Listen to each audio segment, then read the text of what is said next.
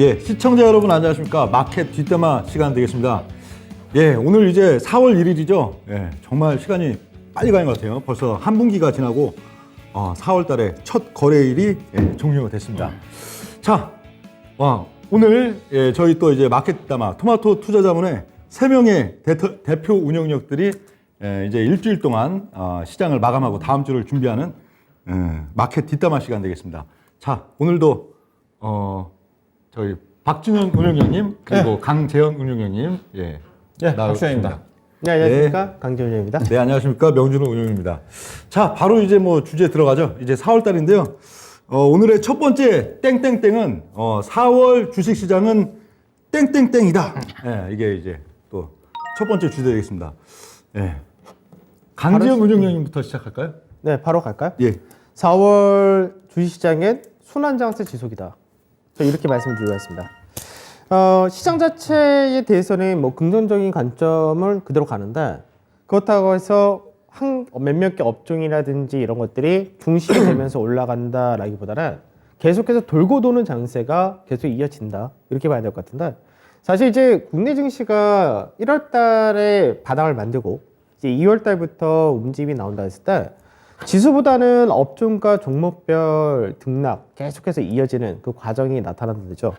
그래서 실제로 이제 종합주가지수 같은 경우는 이번 주도 뭐 상승폭이 소폭의 강보합 정도밖에 되지 않는 그런 케이스지만 업종별로 또 굉장히 많은 온도 차이를 나타냅니다. 그래서 이번 주 같은 경우는 업종으로 보게 되면은 보험 업종이 가장 강세를 띄었었고요.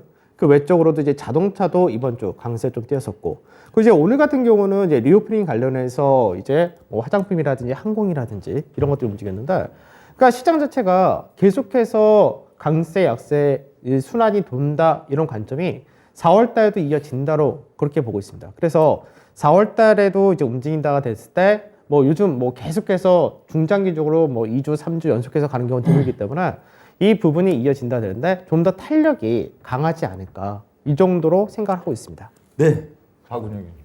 네, 우리 강재현 운영력은 이제 시장의 질적인 움직임에 대해서 얘기한 것 같아요. 순환매 장세. 저도 그런 부분에 대해서는 동감하는 쪽이고, 저는 이제 시장의 방향에 대해서 주제를 좀 잡았는데요. 골디락스의 장세이다. 그렇게 잡았는데요. 뭐 골디락스라는 것 자체는 아시다시피 뜨겁지도 않고 차갑지도 않는 미지근한 장세를 얘기하지 않습니까? 그러니까 주식시장으로 따지면 대체적으로 골디락스라는 말 자체는 물가는 올라가면서 안정적으로 올라가면서 경기가 좋아지는 장세. 경기가 팍 좋아지지도 않고 물가가 일단 올라가야지 시장이 좋아지는 건데 현재 때 시장의 집분 본다면 물가는 계속 상승을 하지만은 경기 자체는 아직까지는 불투명한 장세입니다. 그렇지만은 물가 자체는 좀 떨어지지 않겠는가? 현재 미국의 소비자 물가 지표가 지난달에 7.9였나요? 갈수록 떨어지겠죠. 일단은 우크라이나 사태 자체가 조금 안정을 찾아가면서 에너지 가격이 좀 하락하고 있기 때문에 결국은 물가는 정점을 좀 찍고 하락할 거고요. 올해 연준이 예상하고 있는 소비자 물가 지표 자체가 평균적으로 4.3%를 예상하고 있더라고요. 갈수록 떨어진다는 거죠. 그 다음에 내년도는 2.7%, 그 다음에 2024년도는 이제 2.3% 정도까지 하향 조정할 거라는 전망이니까 이제 그런 전제하에 경기만 좋아지면 되는 건데 아직은 경기 자체는 좀 불투명한 부분이 있죠. 그렇지만은 우크라이나 사태 자체가 이제 평화회담 쪽으로 가닥을 잡혀가는 과정이기 때문에 그것만 진행이 좀 된다면 시장에 특별한 악재 요인이 없는 상태에서 시장은 완만하게 상승하는데 이제 골디락스 자체가 완만하게 간다는 거죠. 주가가 빠르게 가지 않는다. 어떻게 보면 최근의 시장의 흐름처럼 완만하게 간다. 종합주가지수로 개인적으로 예측해 본다면 2,700포인트 언저리 정도가 저점이 좀 될 거고, 거의 2,900포인트 정도까지 4월 정도 근처까지 올라가지 않겠는가. 이게 완만하게 올라간다는 거죠. 그런 흐름이다. 그런 장세, 그런 측면에서 골디락스 장세가 4월 달에는 전개가 좀 된다. 그렇게 좀 봐야 될 것 같습니다. 네. 예, 저는 이제 4월 주식시장은 땡땡땡이다. 4월 주식시장은 코스닥이다. 코스닥이다. 그렇습니다. 코스닥. 지금 코스피 코스닥 관련해서 코스닥 3중 바닥 3월 한 16일 정도인가요? 이후로 계속 코스닥을 좀 강조를 드리고 있는데 코스닥이 부분 디커플링. 그러니까 지금도 벌써 한 3월 달 중순 하순 그리고 4월 뭐 초까지도 코스피가 좀 빠지는 날인데 코스닥이 빨갛거나 거의 안 빠지거나 그런 날도 있고 또 코스닥이 어떻든 또 상대적으로 오를 때도 강하고 그런 양상들이 벌써 한 보름 정도 나타나고 있는데 제가 봤을 때 4월 달에는 역시 코스닥의 그런 좀 디커플링 강세가 더 완연하게 나온다. 현재 지금 시가총액 주류라고 볼 수 있는 코스피에 있어서도 시총의 주류라고 볼 수 있는 건 역시 삼성전자나 하이닉스 그리고 또 이제 2차 전지 뭐 등등 또 자동차 이런 것들이 되겠는데 이런 주류 섹터들은 4월 달뭐 초순 중순 계속 좀 중심값을 낮춰나가는 그런 양상들 속에서 비주류 섹터가 되겠죠. 비주류 섹터가라고 볼 수 있는 뭐 이런 또 리오프닝 또 바이오 또 뭐 국가 기관 산업 관련 이제 또 굴뚝주들 이런 것들 시가총액에 있어서는 좀 비주류인 이런 섹터들이 계속 강한 순환매가 도는 그런 구조가 지금 나타난다 그렇게 봤을 때 또 특히 시장 자체에 있어서도 이 부분적인 디커플링 상대적으로 코스닥이 덜 빠지거나 더 오르거나 하는 것보다도 코스피가 중심값을 오히려 낮춰나가는 데에서도 코스닥은 중심값을 올려나가는 오히려 코스피가 빠질 때 코스닥이 오르는 그런 구간들도 상당히 많이 나타날 걸로 보이기 때문에 제가 봤을 때는 4월 주식시장은 코스닥이다. 뭐 그렇게 답을 내겠습니다. 자 그리고 이제 다음 주제 이제 그럼 가면요. 딱딱한 거 아니에요? 아 그러게요. 저 왜 이렇게 딱딱하죠? 예, 아주 딱딱하네요 정말. 예. 너무 금요일이라 그런가? 예. 근데 그 코스닥이 네. 4월 달에는 지수 밴드 어느 정도 나오는 거예요? 예. 어느 정도로 예상하신 거죠? 지수요? 지금 한 920단 정도 되죠? 의외로 지금 940. 940단. 예. 제가 봤을 때 1000포인트 도달 내지는 돌파 이런 것도 타진 가능하지 않을까 그렇게 좀 봅니다. 코스닥이 그 실제로 올해 저점을 맞는 게 840이었고 네. 작년에 이제 코스닥이 고가를 맞는 게 1060이었잖아요. 예. 그러면 여기 중간 마디가 사실은 현재 950포인트 전후가 되는데 네. 여기서 코스닥이 위로 가려면 거래 대금이 굉장히 많이 들어가야 되지 않나요? 네. 이제 거래 대금이 근데 코스닥이 이제 사실 이번 주 초까지는 거의 10조 가까이 나왔었는데 네. 코스닥도 이제 어제 그제 보면은 거래 대금이 한 8조 되거든요. 예. 그러면 코스닥 같은 경우가 거래 대금이 못해도 12조에서 15조 정도 나와야지 매물을 소화할 수 있지 않나? 그렇게도 생각이 들지 않나? 네. 싶은데. 외국인들 전 외국인 쪽으로 좀 포커싱을 맞춰서 볼 수가 있습니다. 지금 최근 뭐 4월 달 기조에서도 주로 좀 코스피는 좀 파는 느낌이 좀 강한 그런 양상들이라면 코스닥은 월 중순 이후에는 좀 우호적인 그런 양상들. 어제는 또 특이하게 거의 한 8천억까지 샀더라고요. 그건 블록들이었고. 블록들이었죠, 6시. 예, 그렇죠. 그런 식으로 지금 외국인 수급이 그래도 상당히 좀 우호적으로 작용하는 쪽이 코스닥이다. 그렇게 좀 볼 수가 있겠고, 코스닥의 종목들이 지수는 사실 지금도 낮은 건 아니잖아요. 940이면 1060 고점 대비 낮은 게 아닌데도 불구하고 코스닥의 종목들은 굉장히 특이하게도 딱 이 두 가지 부류예요. 신고가권 뭐 살짝 돌파했든지 신고가권 근처에서 지금 막 돌파하려고 하는 종목. 나머지는 또 이제 한 8 내지 10개월 이상 조정을 오래 받고 나서 바닥 완전히 만들어 놓고 이제 오를 준비하는 이런 양상이라 이게 종목들이 사실 돌파도 사실 새로운 출발이고 또 이제 바닥에서의 역배열에서 돌아나가는 것도 새로운 출발인데 그런 유형들이 대부분이기 때문에 코스닥이 그렇게 뭐 매물 압박이 심한 그런 시점으로 보이진 또 않습니다. 상대적인 부분인데요. 이게 코스피와 코스닥 시장을 비교를 해본다면 네. 그러면 코스피가 더 못 가나요? 코스피가요? 네. 코스닥 시장 좋게 코스피는 제 생각에는 4월달 오늘 초일이잖아 4월 1일 네. 그리고 4월 30일 이렇게 봤을 때 현재보다 밑에 가 있다 그렇게 좀 밑에가 예. 일단은 제 생각에- 그러니까 1000포인트 간다 그러면 예. 5% 코스닥 시장은 지수가 5% 올라가는 예. 거고 저는 이제 코스피를 앞서 얘기했다시피 2,900 정도 본다고 그랬으니까 예. 그것도 한 5% 되거든요. 그래서 저는 비싸게 간다는 쪽인데 이제 수익률 게임에서 본다 한다면 코스닥 시장이 이제 탄력적 움직임이 전개되는 거니까 종목을 산정을 한다 한다면 코스닥 시장을 중심으로 중소형 종목들이 저도 수익률은 더 높다는 관점을 동의하는데 코스피 대비해서 코스닥 시장이 압도적으로 간다. 그 부분 자체는 저도 조금 우리 같이 간다면 예. 같이 가는데 상대적으로 종목들 탄력 자체는 종목 쪽에서 수익이 좀 많이 나는 장세가 되지 않겠는가. 뭐 시장 자체는 뭐 다른 거니까. 네, 그럼요. 그 정도로 말씀. 네. 네, 그럼 이제 다음 주제 갈까요? 다음 주제는 이제 리오프닝 되겠는데요. 자, 오늘 아주 오랜만에 또 리오프닝 주가 그래도 상대적으로 좀 강한 양상이 나왔는데, 예, 이제 리오프닝에 대한 의견들을 한번 보겠습니다. 리오프닝은 땡땡땡이다. 이건 박준현 운영위원님부터 한번 들어보겠습니다. 네, 리오프닝은 4월 달에 정점이다, 꼭지다, 뭐 그런 피크다, 그런 또 부분이라고 좀 말씀드리고 싶은데요. 일단은 오늘 이제 사회적 거리두기 자체가 다시 완화가 나왔더라고요. 이제 일단 17일까지인가? 기존 8명에서 10명까지. 그 다음에 18일부터는 완전 이제 해제까지도 검토한다는 얘기가 나오고 있는 것 같은데 리오프닝과 관련된 부분 자체가 계속적으로 나왔던 쪽이거든요. 작년 하반기부터 나왔던 쪽인데 거의 이제 완전 거리두기, 사회적 거리두기 완화까지 간다 그러면 국내로 따지면 재료가 반영됐던 부분이고 이제 저는 정점이라고 보는 이유 자체가 이제 그것도 부분도 있지만은 일단은 펀더멘탈 측면을 좀 저는 항상 얘기하고 싶어요. 현재 리오프닝 관련 종목들 항공이라든가 여행주, 화장품, 카지노, 그다음에 엔터, 그다음에 이제 소매유통 이 정도로 이제 볼 수가 있을 것 같은데. 이게 4월 달은 결국은 실적 시즌이잖아요. 1분기 실적이 본격화되는 시즌인데 실적이 나오면 결국 시장 자체가 지금은 이제 금리 인상 국면이기 때문에 실적 장세로 넘어가는데 이들 관련 종목들, 리오프닝 관련 종목들이 실적이 따라주느냐? 아니라는 거죠. 아직까지도 관련된 종목들 대표적으로 뭐 카지노라든가 여행 관련 종목들은 대한항공 같은 경우 아마 실적이 서프라이즈하게 나올 겁니다. 나올 거고 다시 다른 여타 대한항공이라든가 이게 선별적인 부분들이 있긴 있는데 리오프닝 관련 종목 중에 실적이 따라주는 쪽은 제가 보기에는 엔터 관련 종목들은 뭐 좋아지는 것 같고요. 작년 대비 좋아지는 것 같고. 이제 의료업종 같은 경우도 확실히 좋아지는 쪽인 것 같고. 하나투어라든가 모두투어라든가 그런 여행사들은 전혀 아닌 것 같고. 앞으로 항공주 같은 경우도 대한항공은 서프라이즈인데 예. 이게 주가 자체는 비싸다는 거죠. 시가총 네. 10조 원이니까. 네. 이런 또 부분들. 그다음에 카지노 관련 종목도 올해도 실적 안 좋거든요. 적자거든요.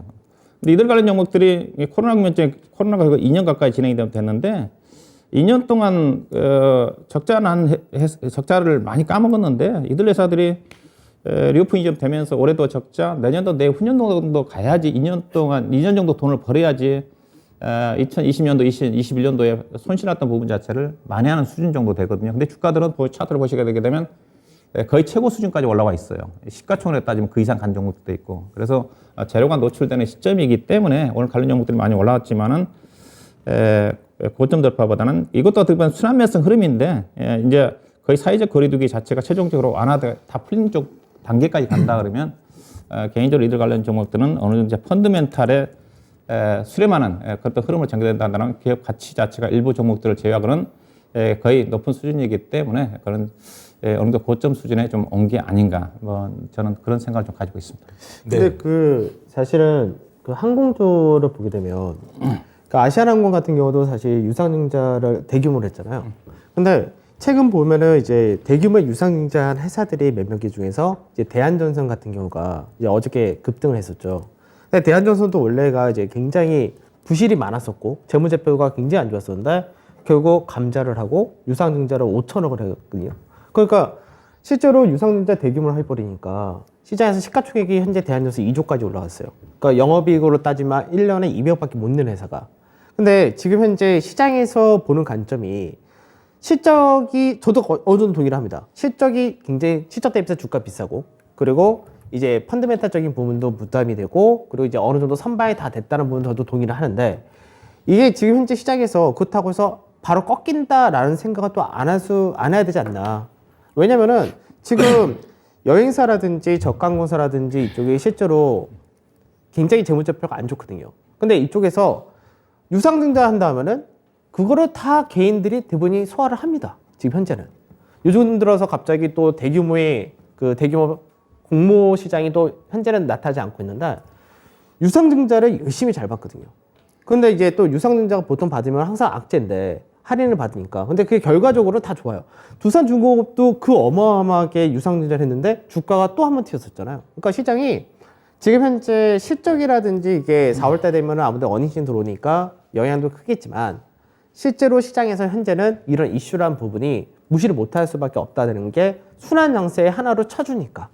그래서 저도 이제 그 박지원님이 말씀하신 리오프닝 관련해서는 저도 이제 어느 정도 정점이다. 저도 어제 다 선반이 됐다라고 생각을 하는데 그렇다 해서 나쁘다고는 말 못할 것 같아요. 지금 시장을 봤을 때는. 예, 그게 이제 이 시장 자체가 저도 이제 앞서 이제 대한전선 얘기했지만은 대한전선 하면 시가총액 2조 원 되죠.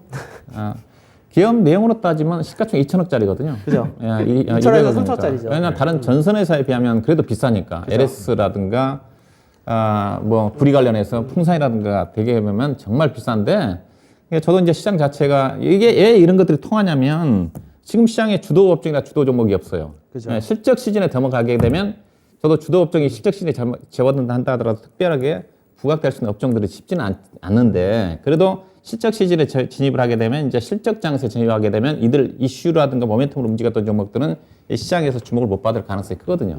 이게 시장이 지금 어중간한 장세다 보니까 시장도 지지부진하다 보니까 요즘 이번 주 시장의 대세가 그런 종목들이잖아요. 시가 지금 거래대금의 10종목 중에 다 개별성 종목들이 네, 다 시가총액 포함되어 다 있어요. 작죠. 예, 거의 뭐 남선알림이라든가 요즘 보면 쌍방울. 그렇죠. 쌍방울 오늘 또 거래되고 뭐 엄청나게 거래가 좀 되더라고요. 아마 네. 오늘 대한전선이 거래대금 그 1위 아닌가요?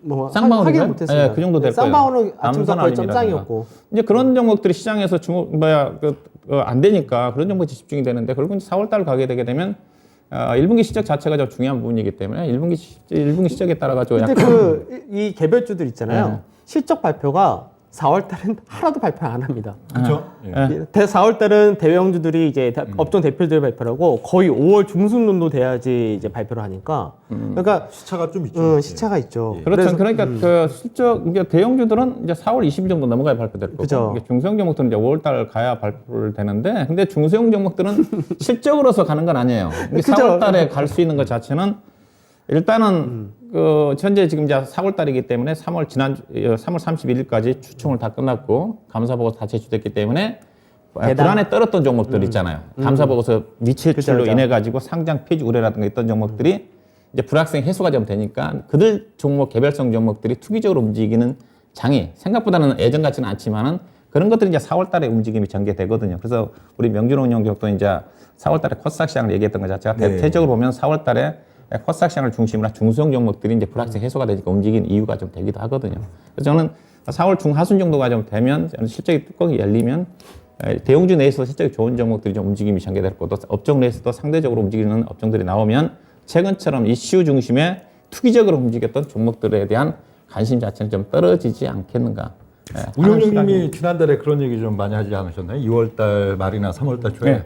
이제 3월 말이 되면 이제 상패될 종목 상패되고 그런 과정에서 이제 3월 말 정도 되면 이제 개별주가 이제 굉장히 화랑기가 온다. 네. 예, 그런 얘기 하셨죠. 뭐 그렇게 그렇죠. 전개가 되네요. 근데 생각보다 지금 강하진 않아요. 너무 그 이유 자체가 앞서 얘기했다시피 과거처럼 다르게 남선알미와 쌍방울 엄청 거래대금이 집중이 됩니다. 그쪽에. 그러니까 수급도 안 좋은 상태에서. 그죠. 원래가 거래량이 없었던 종목인데 네. 이슈가 붙으니까 이게 너무 급등을 하는 거죠.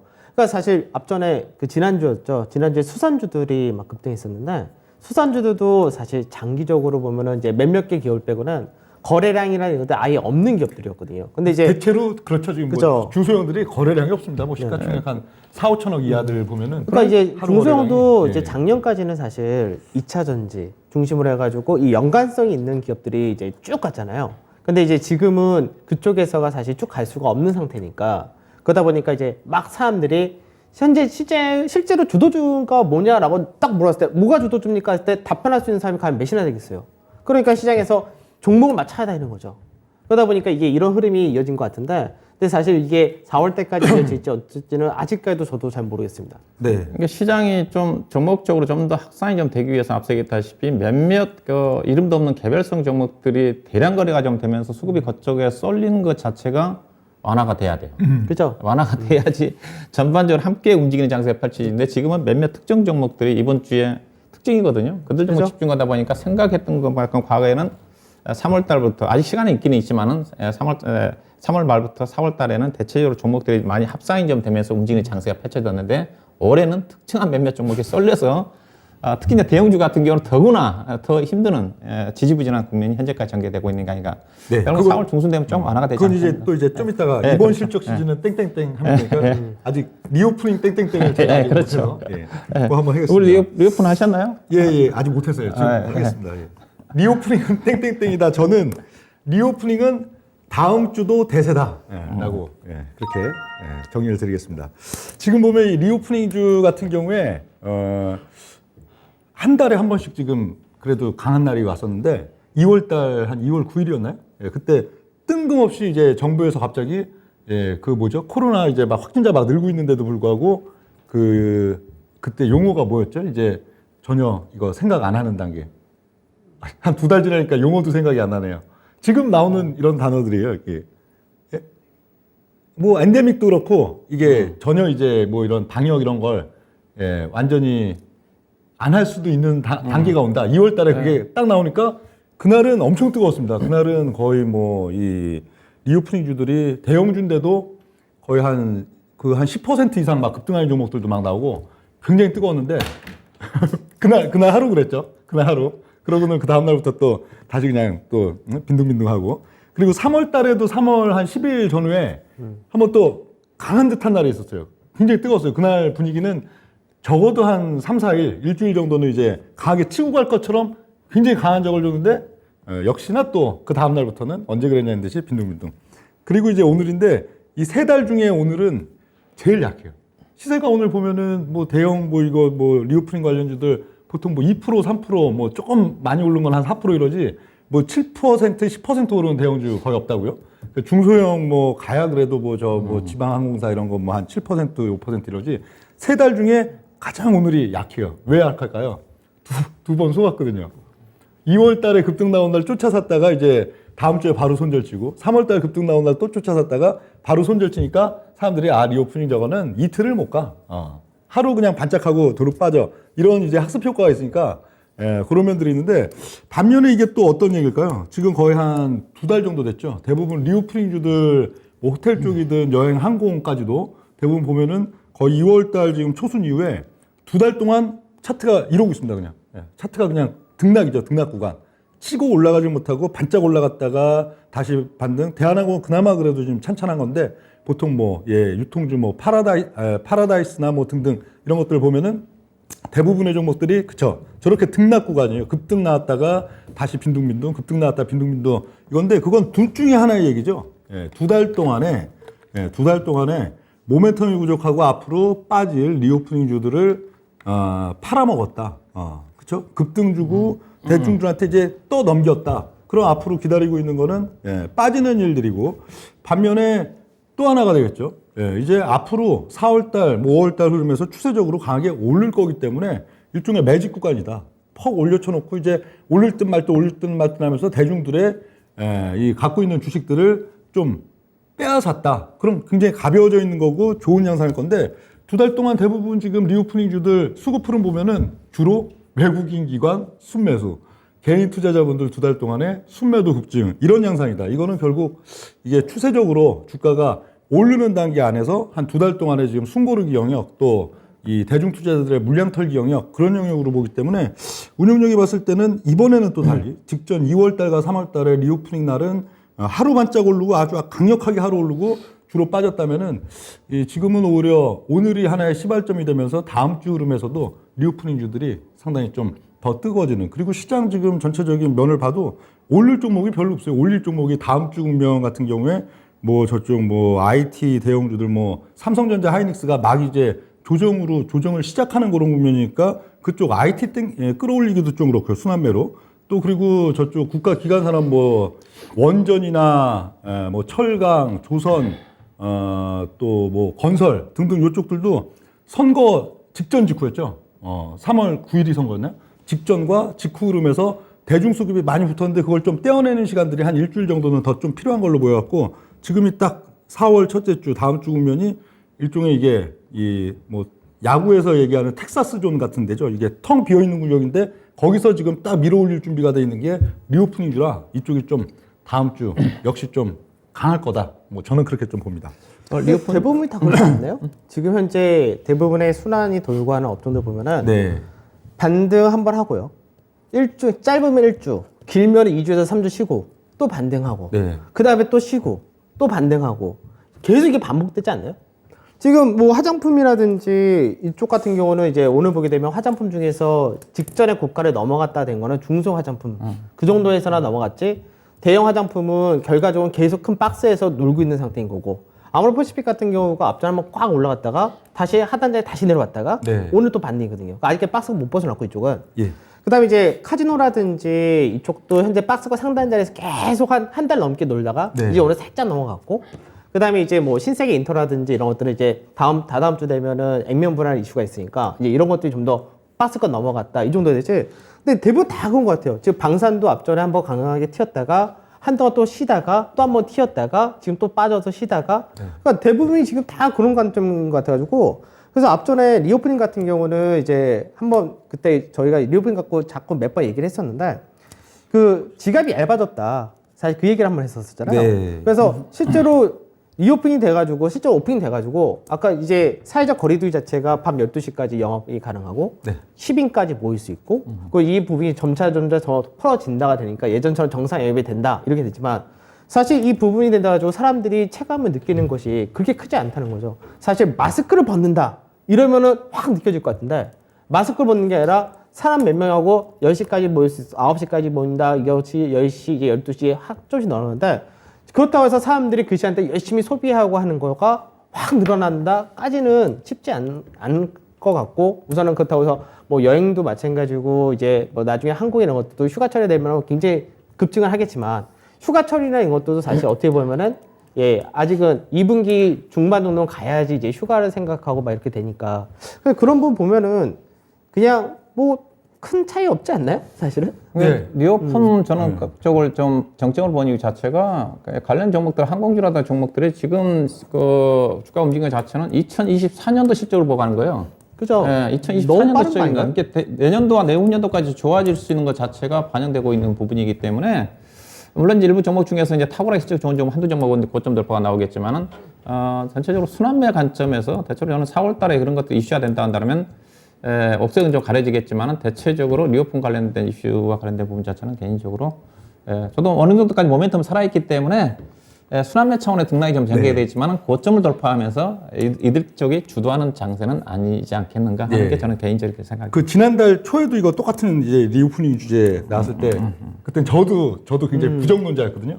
예, 굉장히 부정론자. 리오프닝 주 사면 안 된다, 물린다, 부정론자였는데 오늘은 긍정론자로 지금 돌변했잖아요. 예? 다음 점을 보자. 차트가 살아났나요? 그쵸, 한 달 동안 뭐가 바뀌었어요? 뭐 밸류가 변했겠어요? 뭐가 바뀌었어요? 한 달이 지나면서 차트는 바뀌었을 수 있지. 차트가 아주 아름답게 변했으니까 인정하겠습니다. 돌변한 겁니다. 네. 예. 그 다음에 이제 다음은 이제 이번 실적 시즌은 땡땡땡이다. 이거는 이제 또 강은용님부터 볼까요? 가치주 모멘텀이 부각이 될 것이다.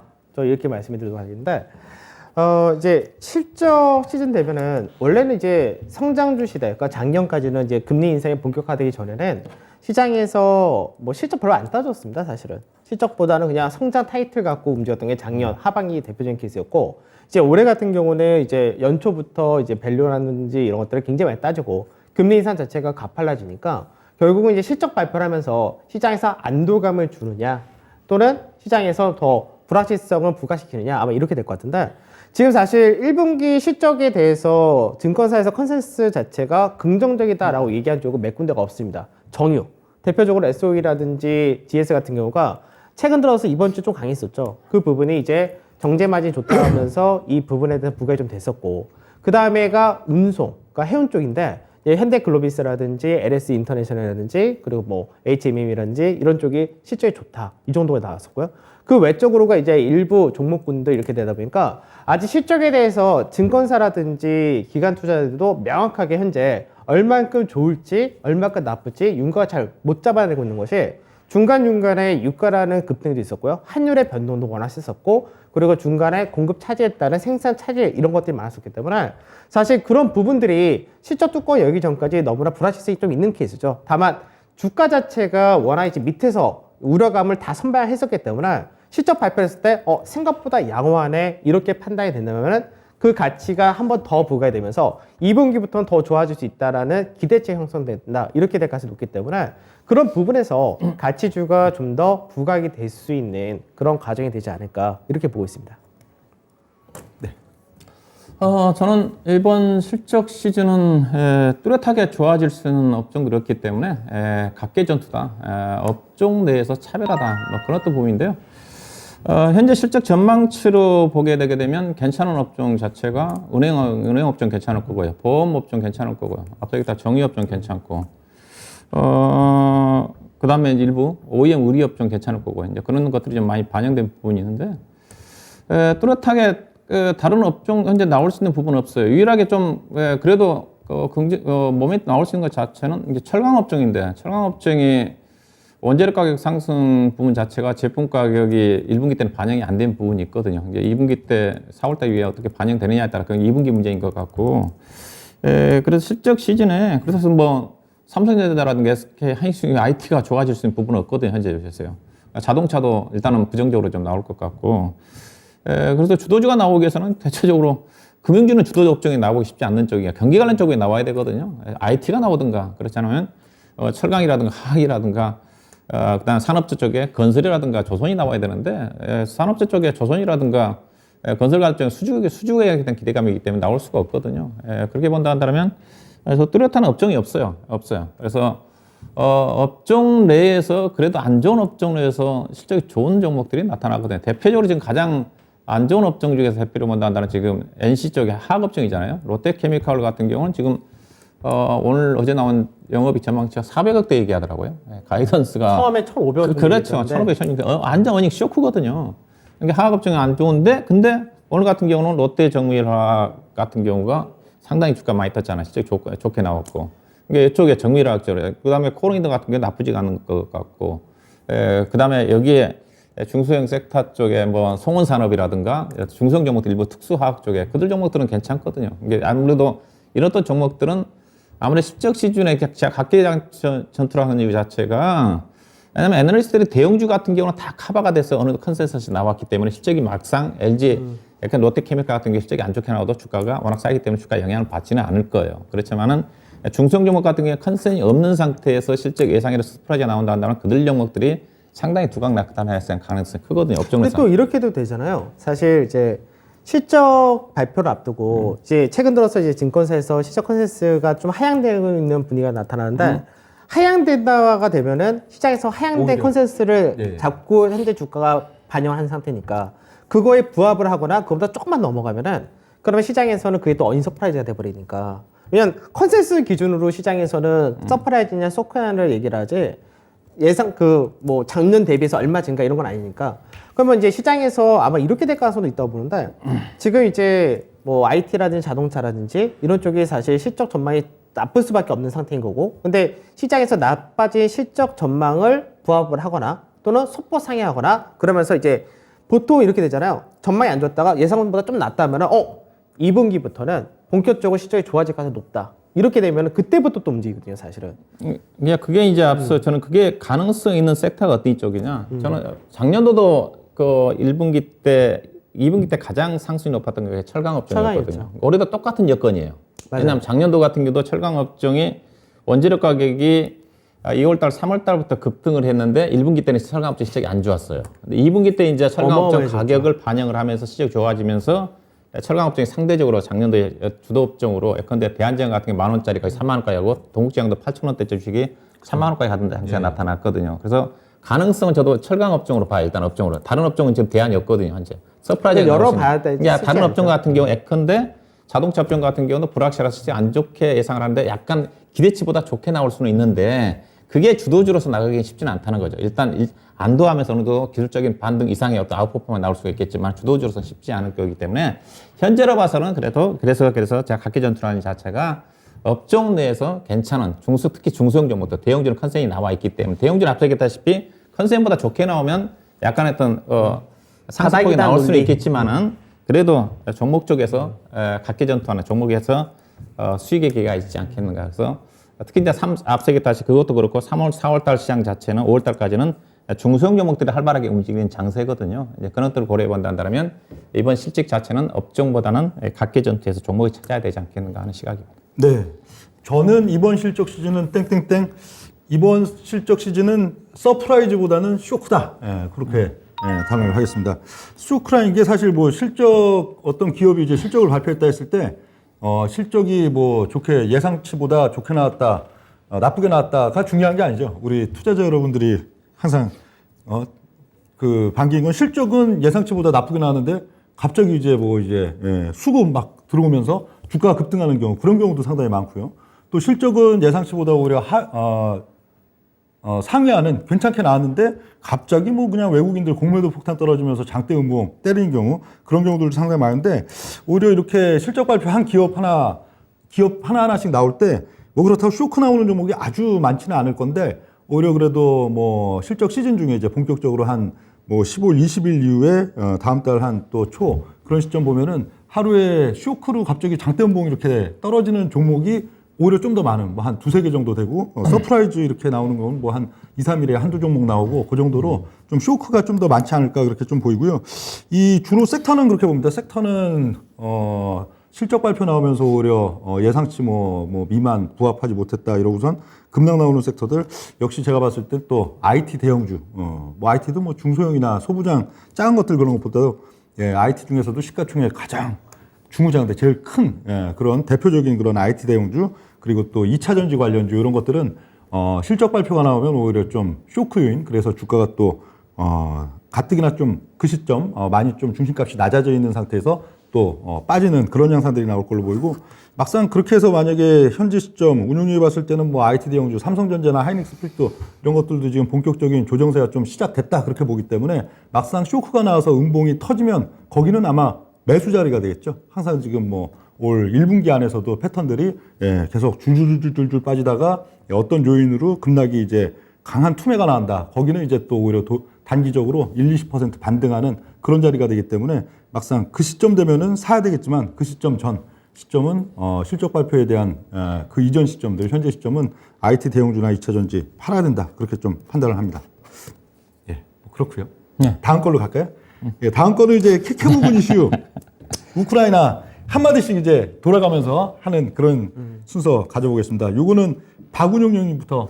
우크라이나 이슈는 좀 포괄적이어가지고 예. 저는 이제 시장에 미치는 영향과 관련해서 좀 잡았던 게 원자재다. 원자재다 결국은 우크라이나와 러시아 전쟁 부분 자체는 원자재 쪽에 관련이 없었으면 시장에 큰 영향을 미치지 않았을 건데 특히 연준의 FMC 3월 그 통화정책을 앞두고 전쟁으로 인해 가지고 원자재 가격이 급등을 했기 때문에 이런 또 부분들이 시장에 미치는 영향이 컸다. 과거로 따지면 그 중동 쪽에 이제 전쟁이 많이 일어났잖아요. 뭐 걸프전이라든가 그 이라크 전쟁이라든가 그때는 오히려 주가 뜨면서 바로 주가 급등했거든요. 오히려 전쟁이 주가에 호재로 작용한 것보다 많았거든요.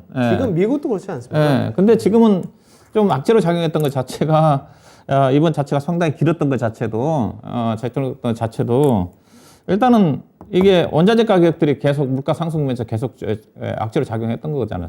아무래도 뭐 원유라든가 천연가스를 중심으로 곡물 가격, 그다음에 비철금속 쪽에 니켈이라든가 알루미늄 가격이 급등하다 보니까 이게 이제 물가 상승으로 이어질 거라는 것 때문에 시장에 지금 스태그플레이션 우려까지 대두가 되고 있는 부분이기 때문에 그래서 가장 큰 이슈 자체가 이번 이슈 자체는 원자재 가격만 급등하지 않았었으면 이거는 오히려 주식시장의 전쟁 자체가 호재로 작용된 부분도 있었기 때문에 영향을 미치지 않았을 건데 이런 부분이 현재까지도 주식시장에 좀 빌미가 좀 되고 있는 게 아닌가. 결국은 향후에 우크라이나 이슈 자체는 어떻게 되든 간에 원자재 가격이 빨리 안정을 찾아야 됩니다. WTI 기준에서 일단은 100불 좀 아래까지, 그렇다고 90불 아래까지 내려갈 것 같지는 않고요.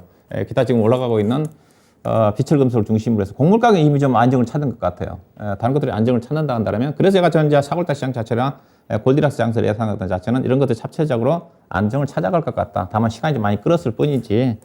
그래서 우크라이나 이슈 자체는 향후에도 원자재 가격의 흐름이 좀 중요한데 이런 또 부분을 고려해 본다면 충분히 많이 반영된 게 아닌가 좀 말씀 좀 드리고 싶네요.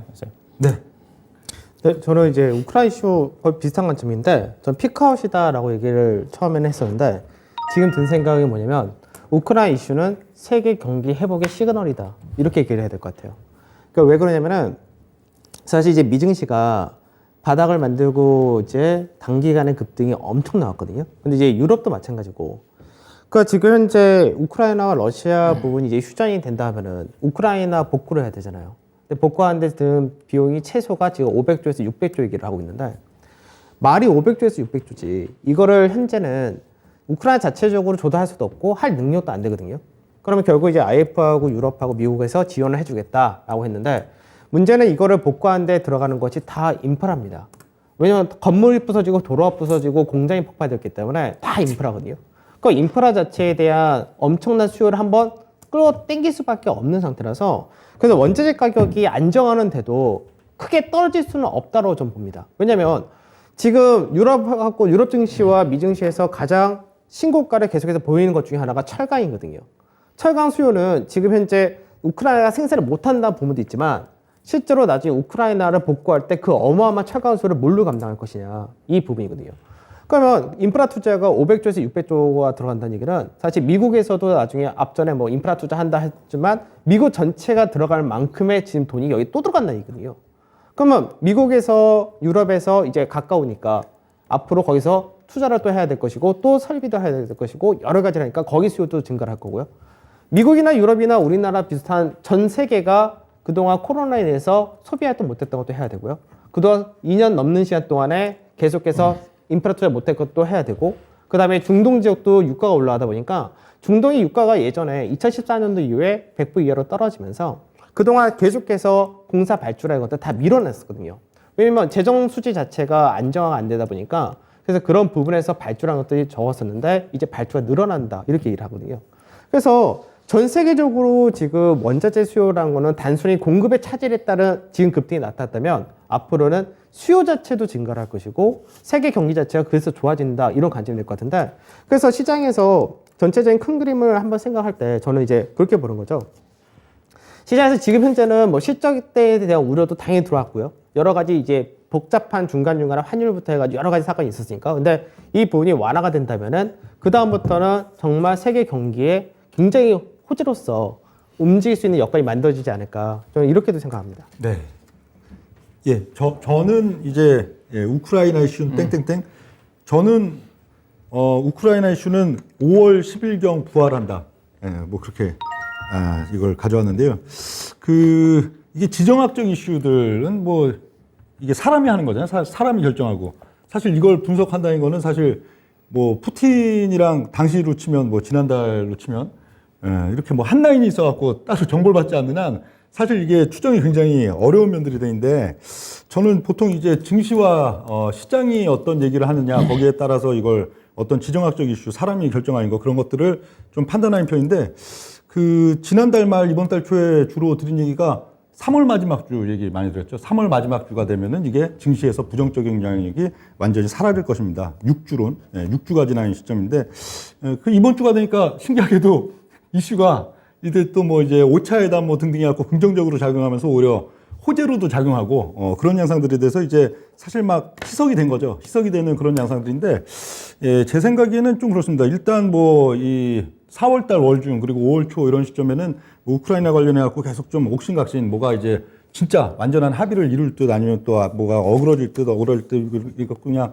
시장에는 별 영향을 안 주고 그냥 옥신각신하는 그런 양상들이 되다가, 제가 봤을 땐 또 다른 이제 6주 이번 4월달 마지막 주 필두로 해서 또 다른 6주가 되는 한 5월 10일경 고주가 되면은 갑자기 또 뜬금없이 이게 부정적인 이슈로 뭐가 또 어그러지거나 틀어지겠죠. 그러면서 갑자기 이슈가 부활하면서 이게 또 증시에 영향력을 주는 그런 양상이 되지 않을까 이렇게 보이는데, 이 6주 지금 돌이켜보면 그래요. 2월 코로나 때도 코로나 그게 막 이제 사람들 관심 갖게 되고 이제 막 그게 증시에 영향 준 게 2월 달 중순이었는데 결국 6주 후인 3월 마지막 주에 갖고 오히려 그게 호재로 돌변하면서 막 증시에 이제 더 이상 부정적인 영향을 안 줬는데, 제 생각은 그렇습니다. 제 생각엔 증시로 이걸 이렇게 판단해 봤을 때는 현재 시점 이게 완전히 종식이라기보다도 종결이 돼 갖고 어떤 상황들이 이제 완전히 새롭게 전개되는 그런 양상보다는 옥신각신 6주 그리고 한 5월 10일경에 다시 또 이제 사람들 뇌리에서 이제 뭐 러시아 우크라이나 더 이상 증시에 있어서 어떤 관심도 안 갖는 시점 한 5월 10일경에 다시 좀 부활하지 않을까, 뭐 그냥 제 생각입니다. 제 생각이 그런 거고. 5월 10일 해서 못한 얘기를 할까? 5월 10일 날이 그 신정부 윤석열 정부 출범하는 날 아닌가요? 아 그렇네요. 그렇죠, 그렇죠, 맞죠. 예. 그래서 난 거기와 관련해가지고 얘기가 나올까 했었는데, 근데 뭐 우리 명스트라다무스의 약간의 예언이 좀 곁들어 있는 의견이네요. 5월 10일 맞죠? 아 그렇네요, 진짜 생각해보면. 그래서 나는 그걸 관련해가지고 결정지에서 뭐 얘기하지 않을까 했었는데. 예. 어쩌다 보니 다시 그렇네요. 원래 독특하게 재밌잖아요. 이제 또 다음 걸로 넘어가 볼까요?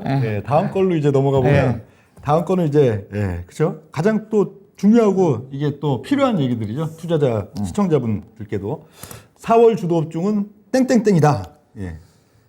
땡땡땡 박준님. 네, 뭐 시간이 많지 않아서 앞서 뭐 얘기가 중복되는 부분도 있는 것 같고 그래가지고 전 주도 업종은 일단은 저는 업종보다는 앞서 업종이 나타나기 쉽지 않다 그랬으니까 종목 차별화가 된다, 각계전투다 그런 쪽이고, 왜냐면 지금 주도 업종이 나타날 수 있는 부분 실적으로 따지면 제가 보기에는 어닝 서프라이즈 하면 정유 업종인데 정유 업종의 주도주로 나서기 쉽지 않아 보이고요.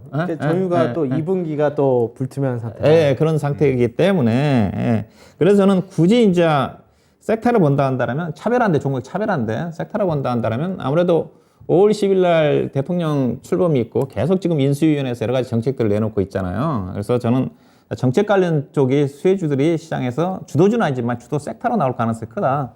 대표적으로 윤석열 정부의 핵심 쪽이 그래도 재건축 규제 완화 쪽이기 때문에 그것도 시장에 4월 달 같은 경우도 수급이 넉넉할 것 같지는 않거든요. 그런 부분을 고려해 본다 한다면 정책 관련 수혜주 쪽에서 건자재 쪽과 관련된 건설도 좀 포함될 수가 있겠지만 건축 자재와 관련된 것들이 시장에서 그래도 어느 정도 주도 섹터로서 부각하지 않겠는가 하는 생각입니다. 네. 강훈님. 네. 예. 어제 수소도 얘기했어요. 네, 수도 얘기했어요. 저는 이제 4월 주도 업종은 없다. 저 이렇게 말씀드리는데 심플하네요. 간단한 내용이죠. 예. 그러니까 똑같은 내용입니다, 사실은. 예, 왜냐면은 시장에서 지금 현재 뭐가 딱 중심되면서 끌고 가는 시장이 아니거든요. 그러니까 지금 제가 막 2월 달부터 이제 본격적으로 이제 종목군 업종들이 막 반등했던 것들을 좀 하나씩 따져보니까 대형 쪽에서는 해운, 그다음에 방산, 신재생, 원전, 그래가지고 2차 전지도 최근 강했고요. 게임도 한 번씩 반등 강했고요. 보험, 은행 굉장히 강했고요. 통신도 요즘 굉장히 강하고 건설도 한 번씩 강세 띄었고 리오프도 강세 띄고. 그러니까 시장이 딱 이게 계속해서 간다라는 게 현재 없습니다. 그러니까 굳이 꾸준하게 현재 신고가를 보이면서 간다된 것이 기판주하고 엔터주 정도 있었는데 기판도 이제 차익 실현이 한번 떨어졌고요. 그러니까 엔터주 정도가 그나마 계속해서 꾸준히 간다가 되는 케이스지. 그러니까 지금 현재 시장에서 이게 정답이다라는 게 나오기가 굉장히 어려운 게 결국은 이제 시장에서 지금 뭐 반등 못했던 쪽도 나머지 또 키 맞춰야 반등이 나올 수도 있거든요. 그래서 이제 그런 부분도 생각을 한다면은 지금 또 있던 거에서 차익선 떠서 또 간다 이렇게 되는 케이스라서 그래서 사실 수급적인 부분 자체가 외국인이 현재 안 들어오는 상태이기 때문에 결국 제한된 거래 대금을 가지고 개인과 기관이 이리 갔다 저리 갔다 반복만 되는 케이스거든요. 그러다 보니까 연속성이 좀 떨어진다가 되는 거고 짧게 움직이는 과정이 그래서 나오는 건데 그래서 4월 달에 만약에 외국인들이 들어온다 되면은 그때는 이제 그동안 반등 못했던 쪽에서 반등이 좀 더 나올 수가 있는 케이스가 될 것이고 그렇지 않다면은 현재 시장에서는 추가적인 강세가 가능한 그런 구간이니까 결국은 돌고 돈다 이렇게 보는 게 맞을 것 같습니다. 네. 예, 저는 4월 주도 업종은 리박이다, 리박이다, 뭐 이렇게 저걸 드렸는데요. 이름을 잘 지어요. 리박이. 리는 뒤통수에서 막혔는데. 오늘 뒤통수를 못하네요. 예, 오늘 이 마지막에 항상 뒤통수 그거 질문 나오는 걸 해주셨는데 PD님이 오늘은 그게 없으니까 예, 오늘은 리박이. 예. 리는 리오프닝, 바는 바이오, 기는 이제 국가기관산업 이렇게 되는데 이게 동시적으로 이렇게 같이 막 이제 4월달 월중 흐름을 주도한다 이런 것보다도 4월 월중 흐름을 계속 이게 대장주다고 끌고 갈 섹터는 역시 두 분이 말씀하신데도 제가 봐도 없죠. 예, 지금은 그렇게 막 길게 막 끌고 갈 수 있는 지금 장세가 아니니까. 근데 일단 우리가 관심이 있는 지금 시점인 4월 뭐 이제 다음 주, 한 다다음 주, 한 2주 정도로 지금 한정해서 본다면 대략 이제 오늘을 필두로 해갖고 다음 주 한 초반, 중반 넘어가는 흐름들은 리오프닝 주가 그래도 한 3, 4거래일 내지는 조금 길면 한 7거래일 주도하는 그런 양상들을 좀 가져갈 걸로 보이고요. 다음 주 한 중반부 정도, 다음 주 한 중반, 중후반 한 수목 넘어가는 그런 시점부터는 이제 바이오 제약 이쪽에서 이제 갑자기 양봉 강하게 치고 올라가면서 또 한 3, 4거래일 이상을 또 주도하는 그런 흐름들을 가져갈 걸로 보이고 반면에 이제 한 다다음 주 정도로 보여요. 다다음 주 한 중반 정도? 그럼 벌써 한 4월 달 벌써 4월 한 10일 정도 되겠죠. 4월 한 8, 9일, 10일 그 정도가 되면 이제 국가 기관 산업 관련 지금 뭐 대표적으로 건설주. 그러면 이제 이 국가 기관 산업 쪽 건설주 같은 경우도 그 물량 그러니까 그 선거 전후 시점에 이제 막 달라붙었던 단기성, 중기성 물량들이 한 달이면 충분히 소화가 된단 말이에요. 예, 그런 시점들이 돼 있는데 한 그 다다음 주 한 중반 정도부터는 이제 뭐 건설, 조선, 뭐 원전, 해운, 철강 이런 기간 산업주들이 이제 또 순환 터치 이제 이어가는 흐름들. 그리고 5월 중순 이후는 그때 가서 생각해 보고요. 그래서 일단 현재 다음 주와 다다음 주 넘어가는 데 있어서는 순환 순번들을 리박이, 리오프닝, 바이오, 기간 산업 그런 순번으로 가져간다. 그렇게 좀 판단을 합니다. 일단은 주도주라고 한다면 예. 우리가 대충 대형주 기준에서 30% 정도는 올라야 되지 않겠어요? 그렇죠? 어떤 기준이죠? 저점 대비? 예, 아니 일단은 4월달 한 달. 4월 달. 근데 이게 그들 쪽이 나오기가 안 쉽지가 나올 않죠. 수가 없죠. 근데 우리 이제 그 리오픈이라든가 바이오, 이쪽에서 30% 이상 나올 수가 그러니까 기대하지는 않는 거죠? 30%는 힘들죠. 예. 그러니까 한 20%는 가능할 것 같은데 그러니까, 예. 30%는 힘들 것 근데 같아요. 이게 지금 우리가 예. 2분기를 얘기한 게 아니라 4월 한 달을 얘기하는 4월 한 거니까 달. 그러니까. 4월 한 달 동안에 대형 쪽이나 이런 데서 30% 이상 올라간 종목 나오면 지수 자체가 그렇죠. 많이 10%는 가죠. 갑니다.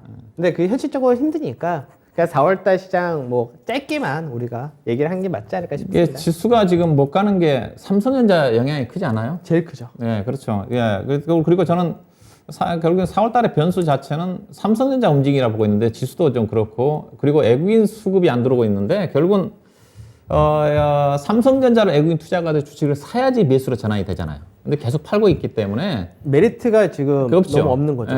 그러니까 삼성전자가 1분기 실적 컨센서스가 12조거든요. 근데 삼성전자 1분기 실적이 올해 실적 2분기, 3분기, 4분기 다 했을 때 최저입니다. 그러니까 보통 이제 삼성전자가 1분기 실적이 최바닥이고 2분기부터 좋아진다면 그때부터 올라가긴 하는데 지금 삼성전자가 말이 너무 많아요.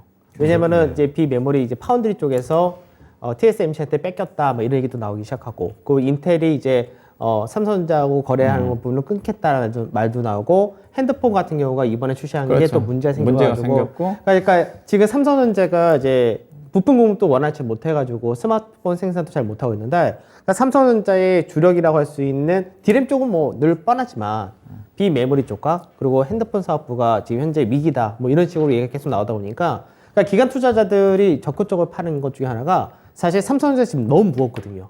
그러니까 삼성전자가 불확실성 해소되고 올라가면 그때 사도 된다는 생각을 할 수밖에 없거든요. 그러니까 삼성전자 팔아서 다른 종목군에서 움직이는 게 사실 어떻게 보면 지금의 이 전체적인 순환이 종목별 업종별로 굉장히 활발해진 게 그 효과도 굉장히 크다라고 봅니다. 그러니까 어떻게 보면 삼성전자가 못 가는 장에서 어떻게 삼성전자 주주들한테는 제가 죄송한 말씀이지만은 다른 것들의 수혜를 볼 수가 있는데 그것도 그죠. 안 되는 거죠 지금에서요. 그러니까 지금 이런 거죠. 제가 볼 때는 2차 전지에서 오늘 LG엔솔루션도 지난주까지가 원체 크게 급등을 했고 이제 어느 정도 다시 또 저항대 왔잖아요. 그러다 보니까 LG엔솔루션 또 매도 물량이 나오기 시작하는데 그럼 현재 국내 시가총액 1, 2, 3위가 삼성전자, LG엔솔루션, 하이닉스 셋이거든요. 네. 이 셋이 못 비중이 가야지. 너무 커요. 그렇죠. 이게 못 가야지 다른 것들이 좋은 볼 거죠, 수가 있는 사실은. 건데 근데 그래서, 그게 안 되니까 지금. 근데 이 다른 것도 안 되는 거를 그 나머지 다른 쪽에서 얼마큼 채워줄 수 있느냐 그게 굉장히 좀 중요할 것 같습니다. 4월달 중요할 것 같습니다. 예. 네. 우리 투자자 여러분들이 그 대체로 그렇잖아요. 대체로 좀 대중주라고 하는 그런 종목을 꼭 소형주 아니어도 주로 많이 투자하시다 보니까 제일 기분 나쁠 때가 그럴 때잖아요. 삼성전자가 가갖고 지수는 그렇죠. 올라가는데 내 스트레스, 종목은 제일 스트레스 별로 안 올. 그렇죠. 그러니까 어떻게 보면 4월달에 삼성전자가 의미 있게 주도주로서 올라가기 쉽지 않으면 예. 다른 것들이 상대적으로 수혜를 볼 수 하반기 있는 가야 될 것 같아요. 네. 그러니까 오늘 아침에 제 방송할 때 이건 앵커가 저한테 딱 그 얘기 하더라고요. 운영님, 삼성전자 10만 원은 언제 갑니까? 이러는데 그래서 제가 그랬습니다. 4,000포인트 가면 간다고. 그렇죠. 삼성전자 4,000포인트가 근데 증권사들이 이게 목표 주가를 삼성전자 98,000원 10만 원 잡았잖아. 그러면 4,000포인트인데 그걸 생각하고 목표 그죠. 주가 재생하는지. 왜냐면 삼성전자가 10만 원을 간다 치면은 지금부터 주가가 한 40% 이상 가잖아요. 네, 그걸 생각 안 하고 목표 주가를 하는 것 같아. 지수가 4,000포인트 갑니다. 네, 그렇죠. 네. 마무리하시죠. 그렇죠. 아, 오늘도 참 뜨거웠네요. 예. 늘 우리 운영력들은 뜨거운 것 같습니다. 예. 오늘 준비한 내용들은 이 정도 마무리되고 이번 주에는 다 운영력님들이 온라인 토마토 네. 또 온라인으로 또 방송이 있으시다고요? 보니까 제일 먼저 하시지 않나요? 네, 명진호 운영님. 예, 일단 저는 이번 주 일요일 날 밤 9시가 되겠네요. 일요일 날 밤 9시에 한밤의 작전에 다음 주에 대한 이제 주간 전략과 또 종목들 또 전략 짜는 시간 내일 4월 3일 일요일 날 밤 9시에 또 토마토 저 투자자문 홈페이지 그리고 토마토 유튜브에서 또 뵐 수 있고요. 그 다음 이제 또 저는 바로 이어서 같은 날 잡혀지네. 원래 저는 예. 저녁 일요일 날 10시에 그 공개 방송 했거든요. 이어서 우리 명진호 의원이 앞에 잡혀 있는 거 몰랐는데 끝나고 저는 10시에 4월달 시장에 대해 그런 기대를 가지고 아마 그 토마토 투자 클럽과 그다음에 토마토 박주현 TV 유튜브를 통해서 아마 동시에 진행이 될 것 같습니다. 그다음에 전가요? 저는 이제 월요일 날 이제 오후 4시에 이제 장 끝나고 이제 하는데 사사사네요. 그런가요? 근데 이제 주제는 대형주 단기 매매 어렵지 않아요입니다. 사실 요즘 깡세 인사이드에서 2주 전부터 실제로 대형주 매매 같이 현재 진행을 하고 있는데 뭐 매수가부터 해서 기준가 다 같이 움직이고 있는데 그렇게 어렵지 않은 게 사실 보입니다. 그래서 실제로 대형주 단기 매매 어떤 식으로 매매하면 되는지 이런 부분들 하나씩 좀 설명을 해드리도록 하겠습니다. 네, 오늘 이제 주식 뒷담화 이 정도 또 마무리 짓고요. 여러분들 또 주말 즐겁고 평안한 시간 되시길